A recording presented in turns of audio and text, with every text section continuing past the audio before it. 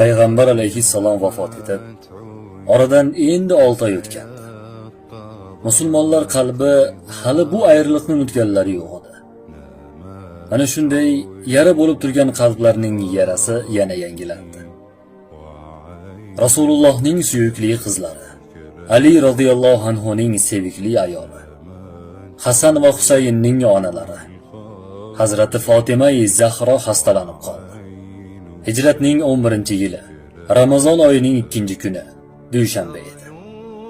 Shu paytgacha ora-sira kasal bo'lardi, ammo bu safargisi ularga o'xshamadi. Yaxshi yomon kunlarida uni yolg'iz qoldirmagan xo'jayini Ali uni yonida qo'llaridan mahkam tutib turardi.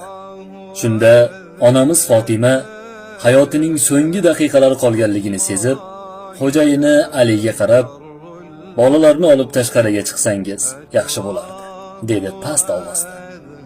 Suyukli yorini bu so'zlari Hazrati Alining yuragini tilkalab tashladi. Ammo Hazrati Ali uni xafa qilmaslik uchun o'zini tushunmaslikka olib, bolalarini onasiga yaqinlashtirdi. Ularning 5 ta bolasi bor edi.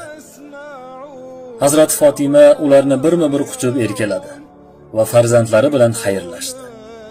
Ularga otasiga itoatsizlik qilmasligini aytib nasihat qildi. Bu manzaraga guvoh bo'lib turgan Ali ibn Abu Talib radhiyallohu anhu yuraklari ezilib, ko'z yoshlarini tiyib tura olmadi. So'ng Fatima onamiz Hazrati Aliga yana bolalarni olib chiqishga ishora qildi. Bag'ri tilka pora bo'lib turgan Ali ko'z yoshlarini artib, bolalarini tashqariga chiqardi.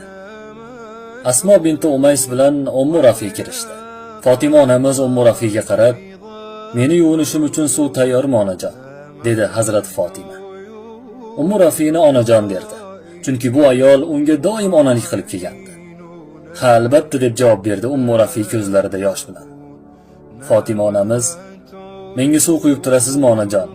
Men poklanib olay", deb so'radi. "Albatta qizim, albatta", deya Ummu Rafi Fatima Zahroni g'usl qildirdi. Hazrat Fatima yaxshilab yuvinib, ayollar yordamida eng yaxshi liboslarini kiydi.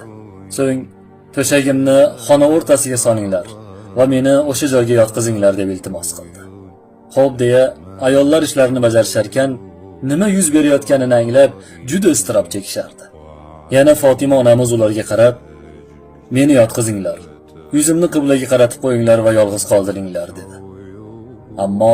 Ammo qizim Fatima, "Biz yoningda turaylik", degan so'zlariga qaramay,